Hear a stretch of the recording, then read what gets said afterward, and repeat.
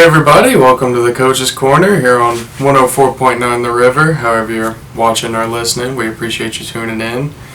I'm your host, Montana Finley. To my left is David Raleigh for Marion County News. Our guest was supposed to be Coach Stevenson at Whitwell, but he was feeling a little under the weather, so we had to reschedule, and you're stuck with us once again. But we do have plenty to talk about this week as the TSSAA brackets for football have been released, and first round matchups for all of our teams this Friday, and all three of our teams are at home this Friday, so that's something that we certainly appreciate.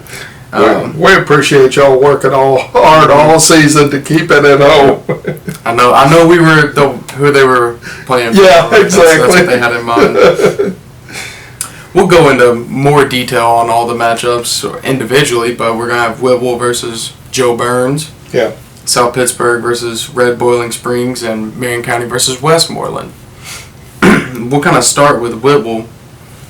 I know you had some notes on Joe Burns. And honestly, Joe Burns has had a rough season.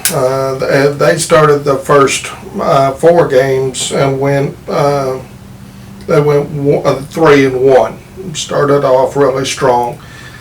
Last 5 games they've gone 1-4. Mm-hmm. Now, in fairness, a lot of that has been ranked teams, but we're not talking about slight and barely getting beat. Mm-hmm. Now, a lot of it there were some close games, but it's got to be disheartening, and I couldn't find where there was an injury to really account for that. Obviously our resource pool is not as deep as we would like it to be, and people don't immediately jump on the phone back to you when you call from the esteemed publication, but Joe Burns has quarterback Brian Dowling, and he's capable. I mean, he can launch 65-yard bombs. He can get you in the middle. He can get you short. And one thing that I admired about the tape that I did see is he can throw off that back foot either direction. A lot of quarterbacks at this level are kind of limited. If you can squeeze them out of the pocket and get them scrambling, at least there's a good chance for an interception if you can get them on the run. Dolan seems to have a pretty good grasp of it. Antoine Lucas is a fantastic receiver for them, and it is almost comical to watch him run, because you see him in full stride, and it really does. It looks like he is jumping 3 yards. That right before the long jump, yeah. Every step looks like that final launch phase into the final jump. So you can't let him get out in front of you, because if they connect, mm-hmm. Good chance you just lost 6 points. But for Whitwell, beginning of the season, they were, for lack of a better term, a little bit of a one-trick pony on offense.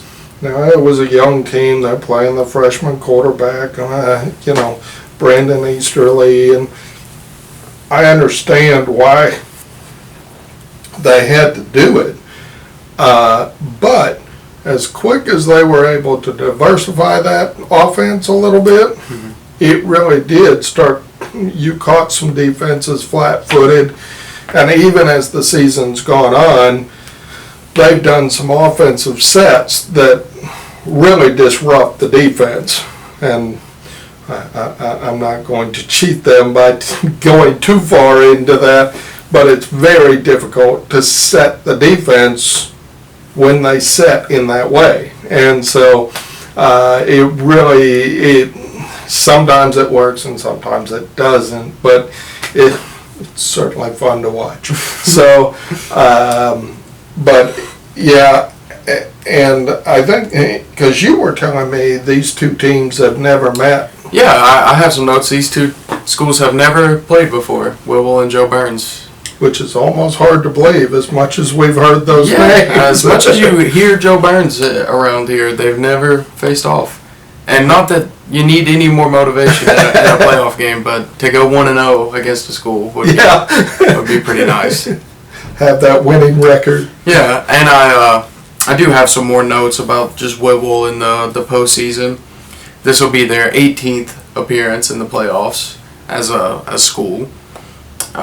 They're currently 8-7 in the first round, and I know those numbers don't add up, but their first 2 years in the playoffs would have been 1977, 1978, and their first matchups were considered second round matchups. I don't know why, but in the first round they are 8-7, so they're hoping to stay above 500 in the first round. Did they have buys, maybe? That's what I'm assuming. Is they had a first round bye and then played in the second round, which there is no luxury of a first round bye anymore.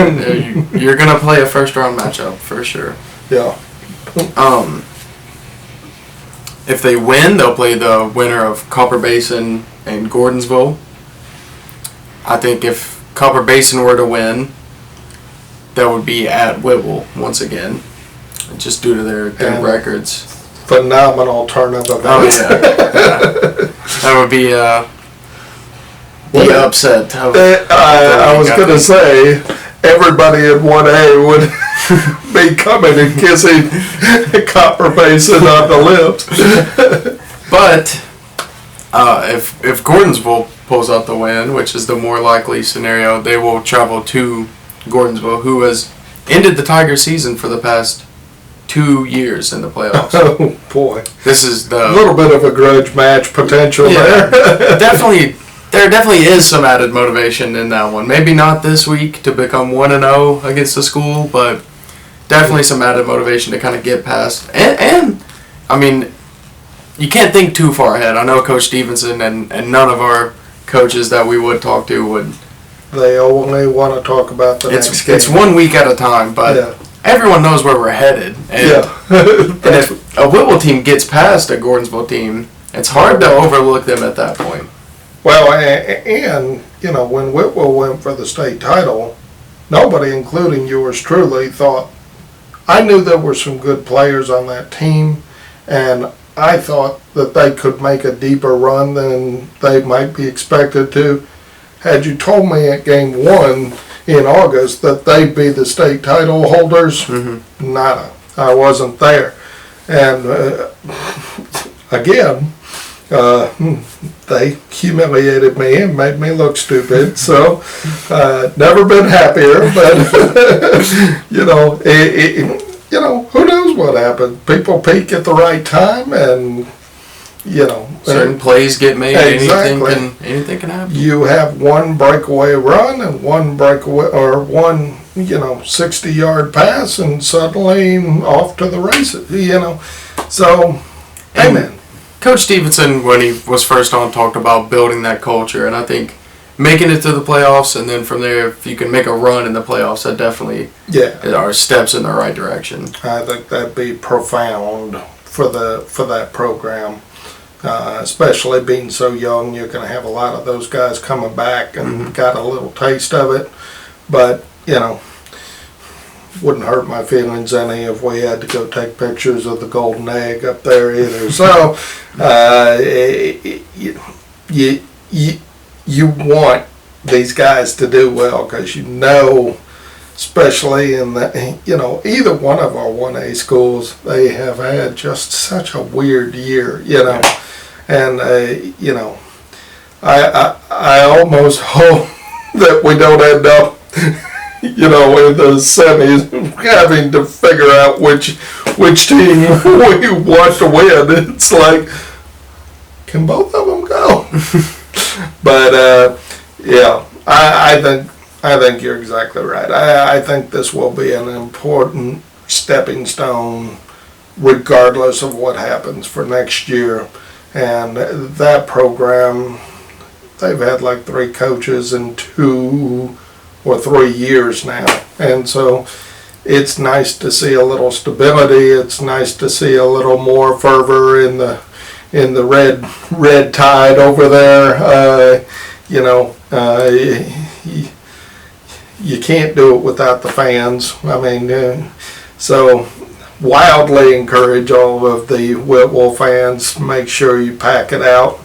They're at home. You don't have any excuses. So, and if they end up facing Gordonsville, this may be the last chance to see them at home this year. So yeah, I hope not. Well, yeah, it will be. Yeah. So, Tiger fans, 7 o'clock, Whitwell High School. Go support the Tigers. We're going to take a quick commercial break, but we'll be right back with more of the Coach's Corner.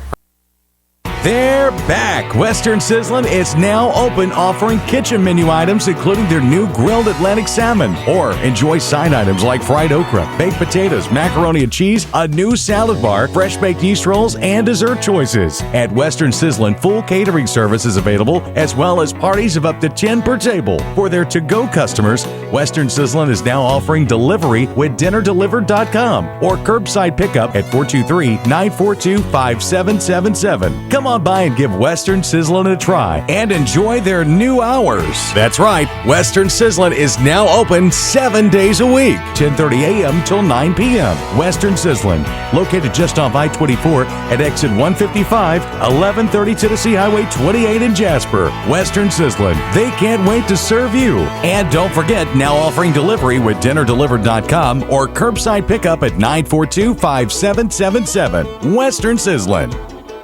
B&B Recycling is proud to support the Coach's Corner. Committed to providing honest and quality customer service under new ownership, Paul Blevins and crew are waiting to fulfill all your everyday and commercial scrap metal needs. For prices and hours, call 256-437-9999 or find B&B Recycling on Facebook. That's 256-437-9999 and ask about free container services for commercial accounts. Back to the show. Hey everybody, welcome back to the Coach's Corner. We're talking about our playoff matchups. We got 3 teams in the playoffs here. I want to talk about our other 1A team, the South Pittsburgh Pirates. They're going to be playing Red Boiling Springs in the first round. And this is kind of what we were talking about. Every first round matchup, it seems like there's one clear favorite. Besides the Whitwell Joe Burns, that one's an even matchup, but there is definitely a clear favorite in this one. And I know you can't compare scores, but South Pittsburgh beat Whitwell earlier this season 49-3, and Whitwell beat Red Boiling Springs 58-14. Yeah. So while you can't compare scores and truly understand the outcome of the game, it's not unreasonable to think that South Pittsburgh will pull away with a victory. They might make it to the second round. Yeah. And we were talking about South Pittsburgh is picking up momentum at the right time in their season. I mean, we've talked about it every time we talk about South Pittsburgh. It's been a strange year. It's been a weird year for all football teams with, if they had to cancel games because of COVID, but specifically, South Pittsburgh has had other things that have made it a weird season for them. So, to be picking up momentum, to be on the upswing right at playoff time is definitely something that plays in their favor. Absolutely, and I'm a big fan of Ricky Hunter at quarterback. I've gotten to see him play in person a couple of times. I've watched some tape on him of some of the other games, and I just think that there are some decisions that he makes on the fly that has really been instrumental in some of their big plays. And he's okay. He's more than okay at scrambling. He doesn't really know how to slide because he will put his shoulder down and he will, That's true. Which I'm sure makes the coaches a little uneasy. But I think they have, again, too many weapons, and you can lull a defense in by playing that one. 1 or 2 plays with that one runner, and then just go hog wild and have 4 plays in a row with 4 different runners and receivers, and I promise you it will disrupt the defense.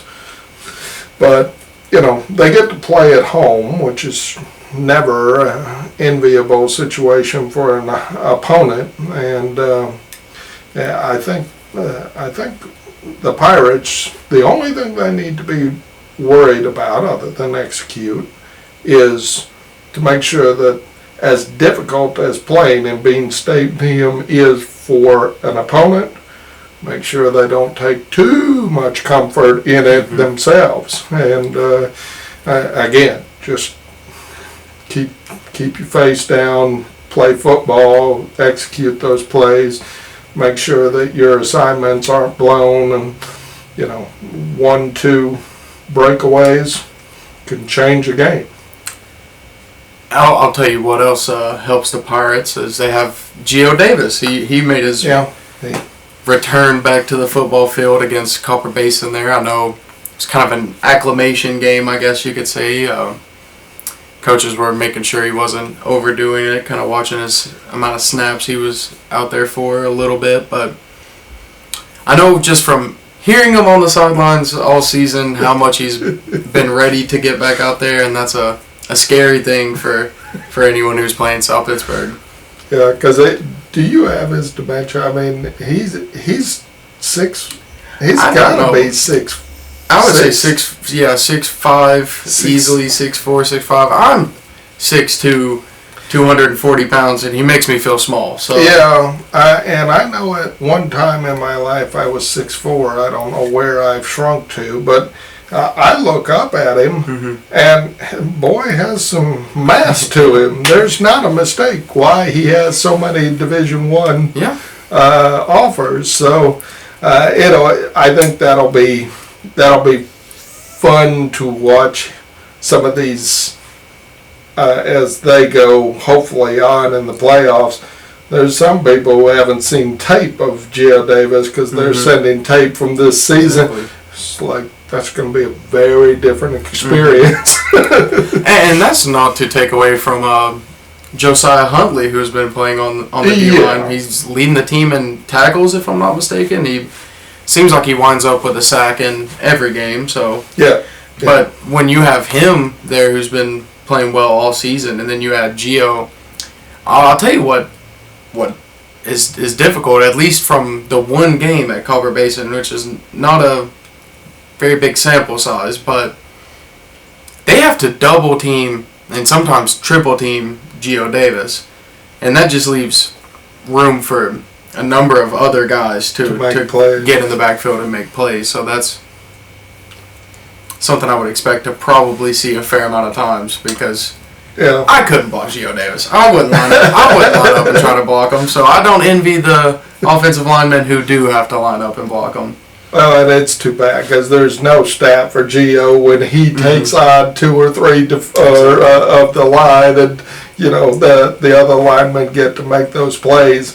But he is 100. He should get an assist on that because he's a big old mountain. and JoJo has been making plays all season.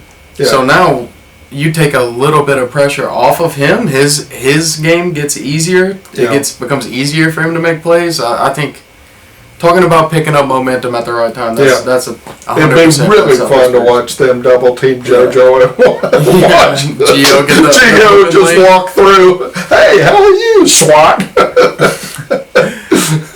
I do have some of the numbers, the records on South Pittsburgh. This will be their 38th trip to the postseason. Holy smokes. And a little more favorable first round record. They're 25-5 in the first round. So oh wow.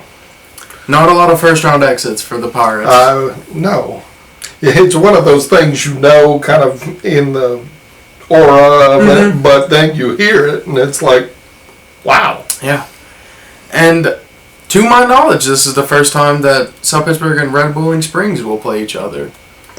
So, once again, that may be a stat that helps Red Bowling Springs out a little bit more than it does South Pittsburgh, to know that they may become 1-0 against the Pirates. I don't know if South Pittsburgh's really hanging their hat on being 1-0 against Red Boiling Springs, but I don't know.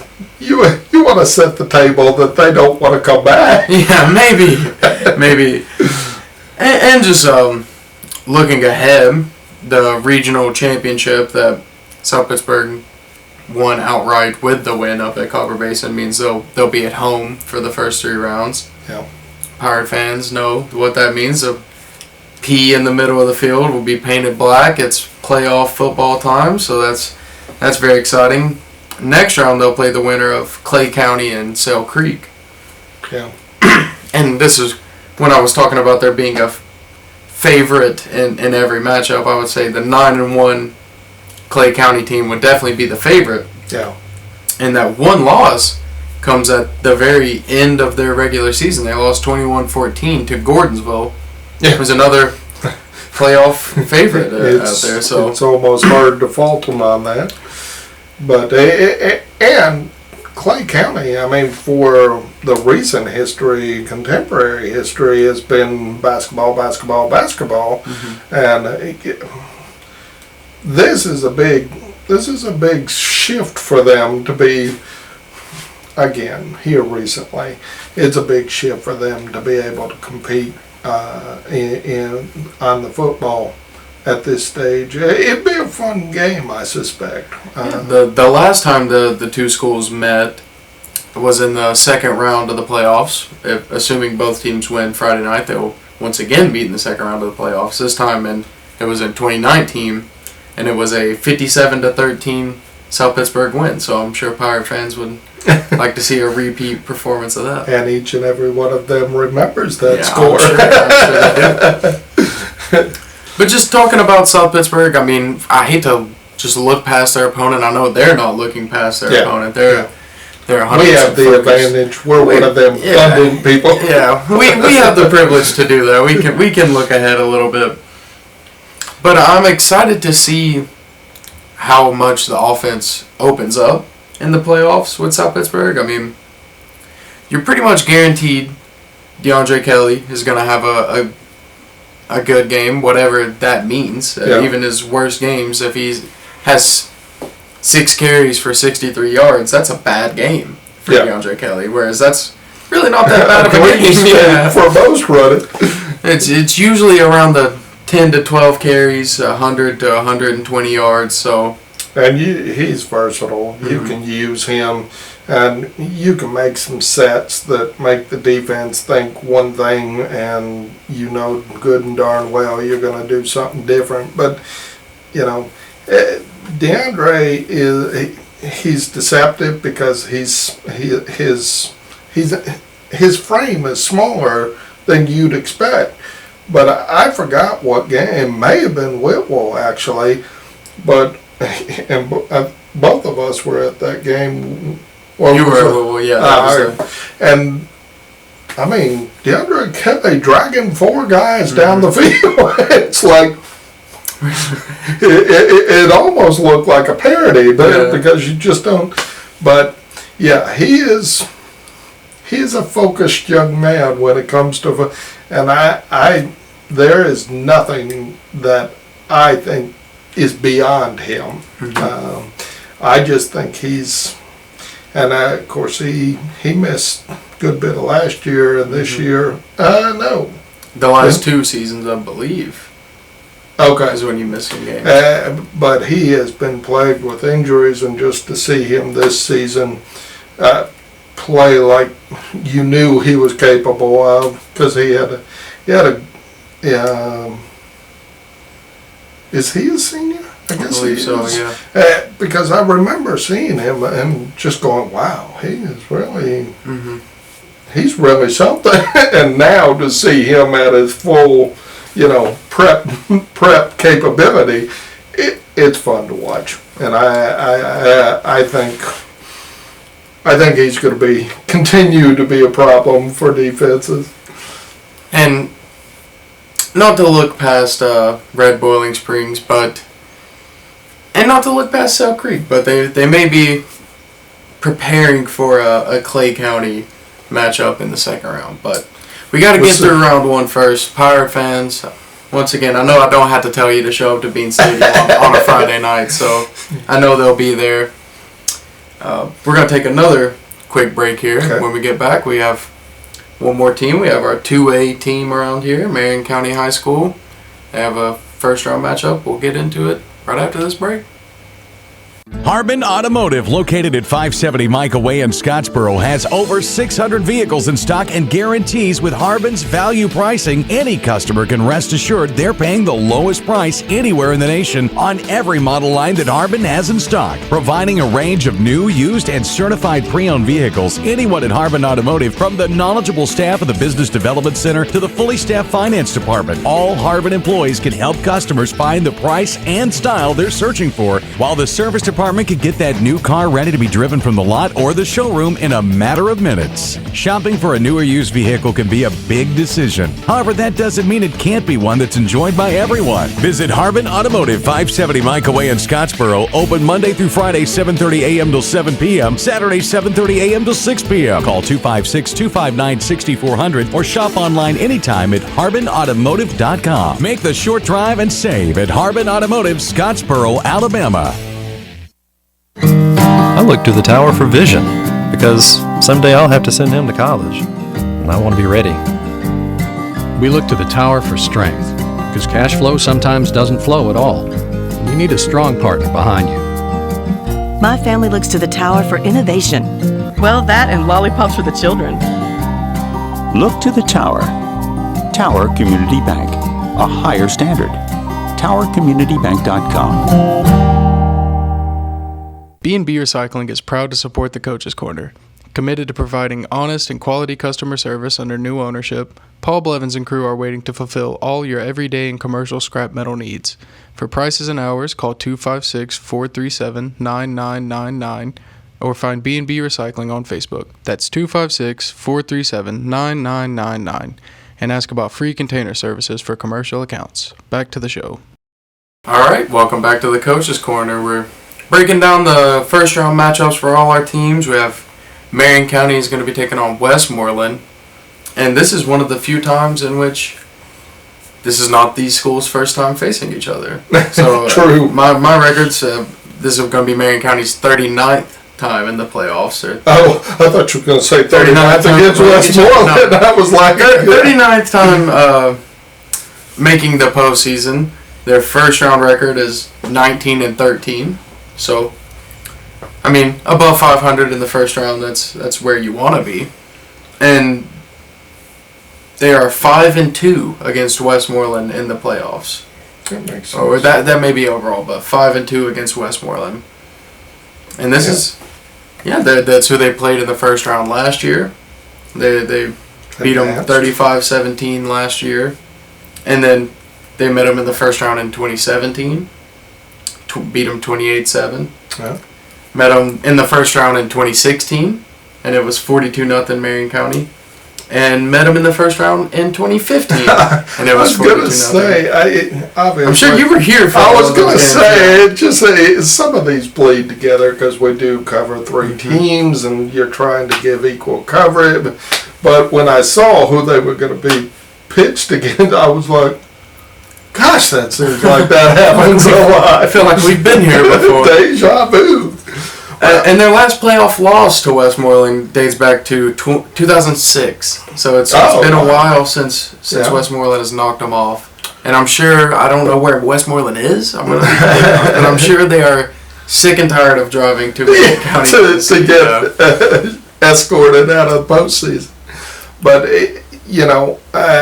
one thing that I like about Marion County is, there's a lot of conversation about Tay Hutchins, and he is absolutely a cornerstone to the overall mentality of the team. But, they have really, and Tay he's been aggravating a hamstring for the last couple of games. So it'll be, and he's played on it and, done respectably, frankly. But, as you go back through the season now, Tay has not been the rushing leader for the team. I mean, you've had Mason Keel, you've had Alex Condra, you've had Riley Rogers, you've had Sam Pickett.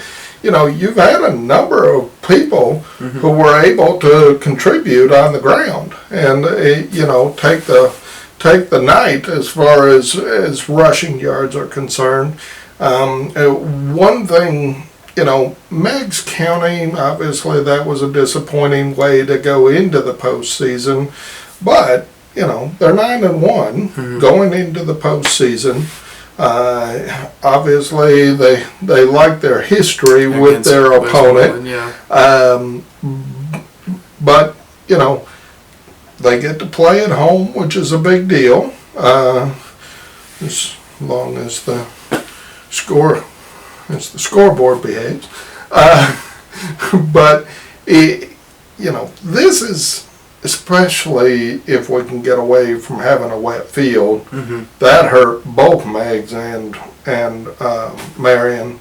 There were a couple of big turns that really had the potential to help both teams, and their plant foot just went out from under them, and they had, it was off to the races otherwise. But it'll be interesting to see what I can only imagine he's going to be. Have you gotten an update on him? I have not.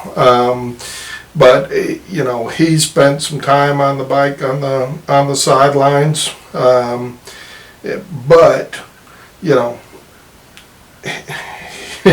I don't want to say he's a warrior, but he's a bit of a warrior.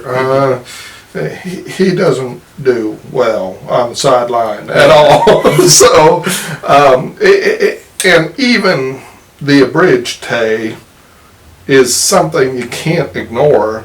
I think Coach Pruitt even said, he's a runner. He's a runner by nature, and he happened to be effective at quarterback.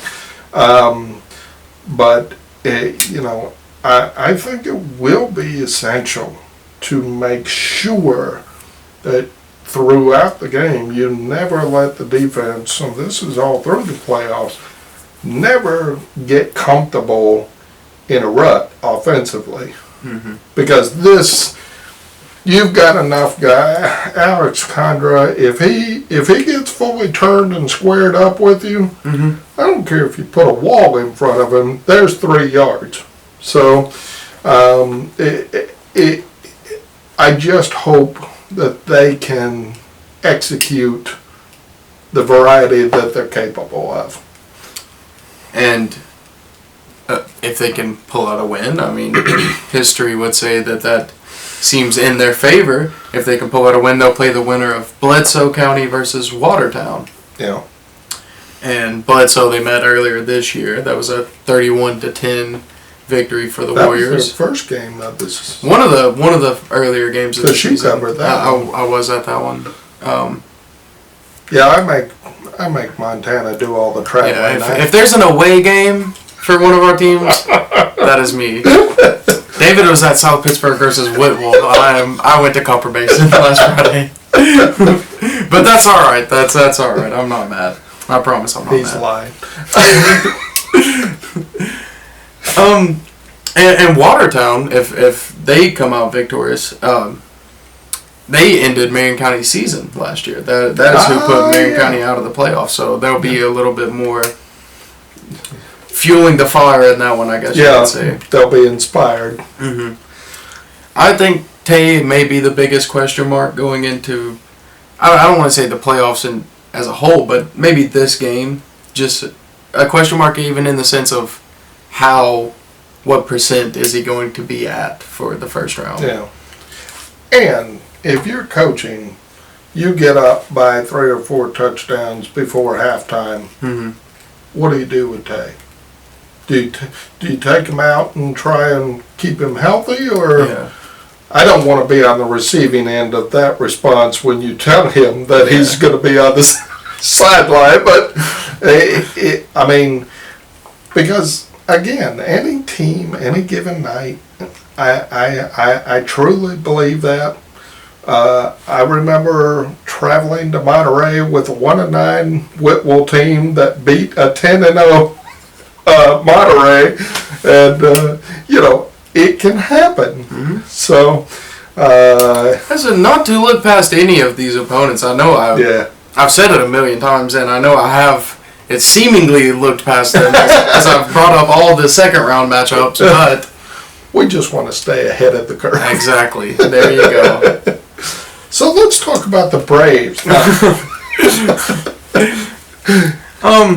I will say I would like to see all of our teams make it to the second round. I would like to see.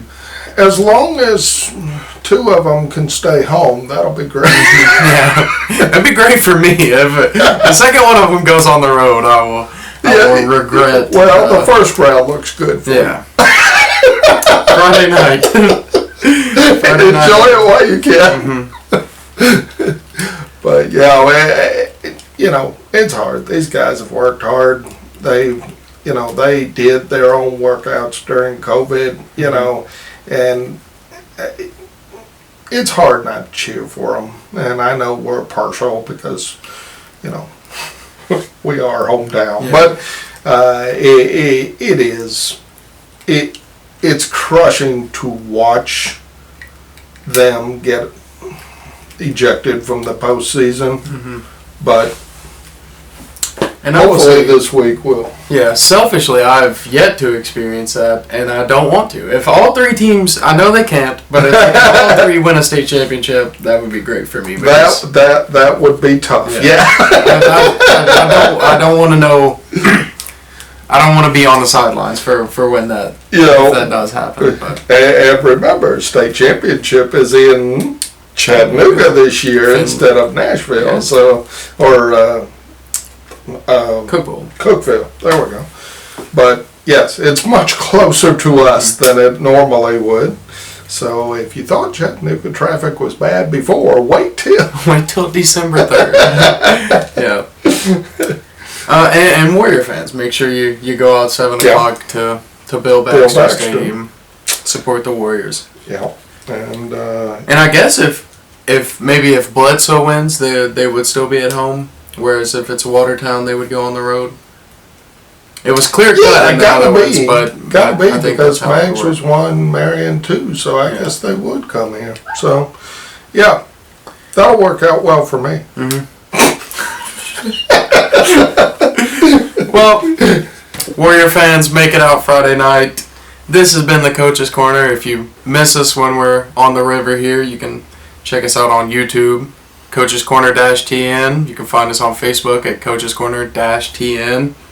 Website is coachescornertn.com. We're working on getting that up to date, making sure everything's good. May do some basketball in the future. Who knows? But until next time, this has been the Coach's Corner.